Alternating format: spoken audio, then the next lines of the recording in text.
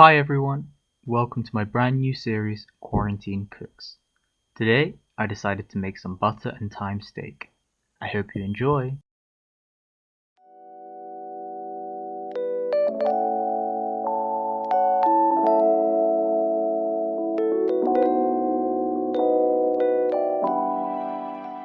I used thyme, unsalted butter, purple sprouting broccoli, garlic, and last but not least, the steak. The first thing I did was peel the garlic and separate it into all its little pieces. So then I'm able to crush, squash, and peel as many garlic pieces as I need. As you can see, I like to use my blade to crush the garlic up slightly and squash it so that it's easier to peel. Because when you do this, the garlic gets a little bit flatter and then there's more area underneath the skin for you to peel off. And obviously I like to peel my garlic because, who would like to get the skin in their food? And as you can see, if you look carefully, there's little bits of the shoot of the garlic actually starting to grow. That's the long pointy things at the end. And obviously you can eat this if you want to, but personally I prefer not to. So I like to cut it all off and throw it away. Some people like to use it as a fertilizer for their garden. For example, my mum puts it into old milk cartons along with other food, and after it starts to decompose, she then uses this and puts it into the soil so that there's more nutrients and that our herbs can grow better. And then after this, I personally like to use 3 these cloves of garlic. I like to crush 2 of them to put onto the steak, and then I like to dice one of the garlics up. And with this diced garlic, I'm just going to put it in the oil and fry it so that my oil that I use is going to have a hint of garlic in it. And so once this is diced up, we should put it in like a bowl or something and then keep it safe and use that all later. And once you set that apart, the next thing I want to do is to separate and cut up my purple sprouting broccoli. As you can see in the shot right now, I'm trying to open the bag and it gets a little bit tough. And well, I end up having to use a knife, but that's alright. Use what tools you need to make sure your package is open, but make sure you're doing it safely.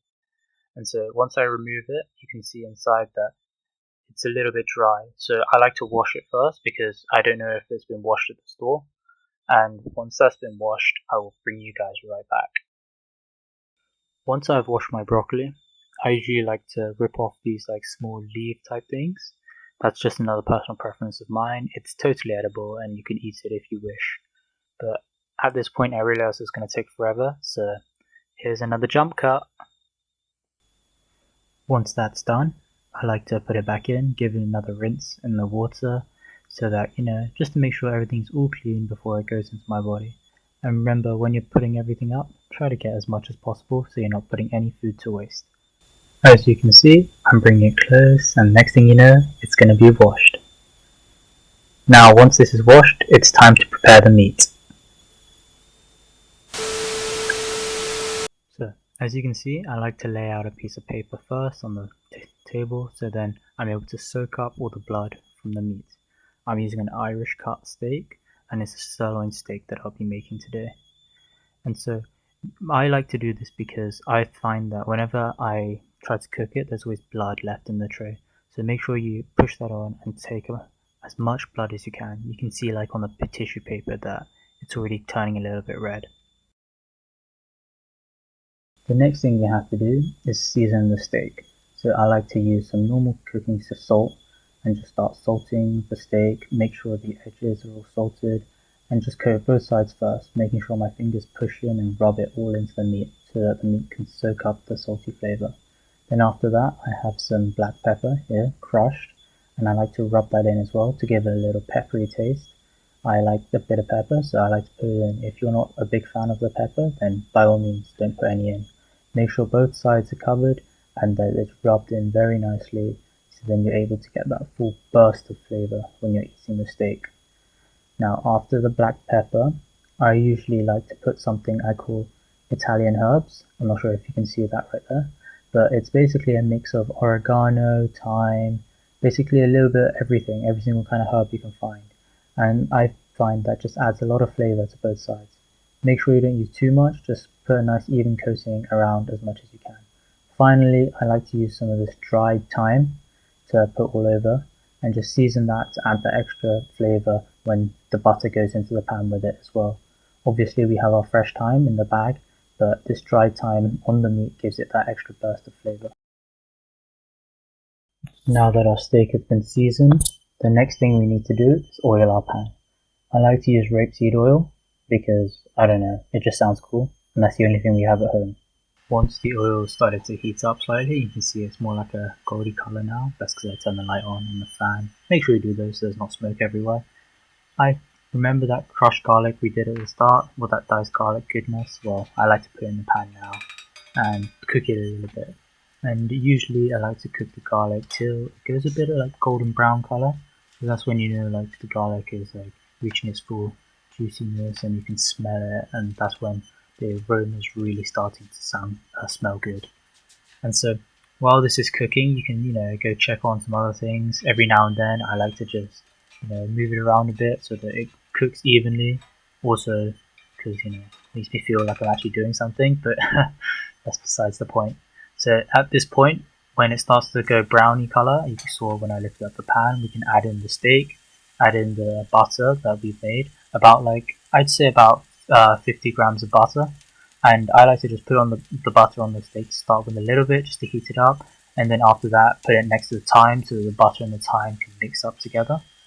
And with our 2 cloves of garlic that we squashed and crushed up slightly but we didn't dice up, I like to leave those on top for the time being, and later on when we flip it around, it's going to then sit underneath the steak, and then the nice juiciness of the butter is going to mix with the garlic and it's going to just seep into the steak, and that's the kind of flavour that we want.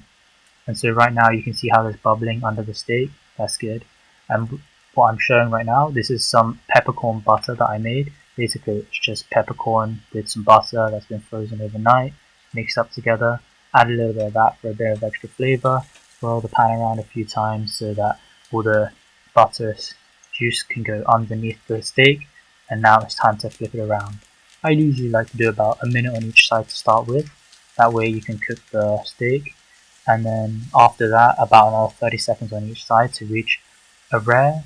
About another minute on each side to get like a medium rare. And then about 2 minutes for a medium to well done. Usually I like to have it on like a high flame to start with, especially for the 1 minute on each side, and then as you start to cook the meat, I turn it down to about a medium flame to a low flame. And at this point you can see me just pushing the juice a little bit, squashing the beef down, that way you can push the juice out and that it can cook into the beef, the steak slowly, get into it more and more so it's more rich in flavour. As I swirl it around, that means that the juice can soak into all areas of the steak, so we know that the whole thing is flavoured nicely, and that's what you want. Personally, I love the flavour of a steak, especially with the butter and the thyme, so that's why I'm trying to get it incorporated as much as possible. Risky manoeuvre there, I accidentally tilted the pan a bit too much and the flame caught onto the butter and ignited. Don't do that at home. Well, I mean, if you do, make sure you're in a safe environment to do so. And you see at this point I'm thinking, oh, I need to push this down, but that's perfectly fine if the steak's bumping up. I like to, as the beef's starting to finish its cook, I like to put the thyme on top, so then all the butter that was melted with the thyme can then just flow into the top of the steak.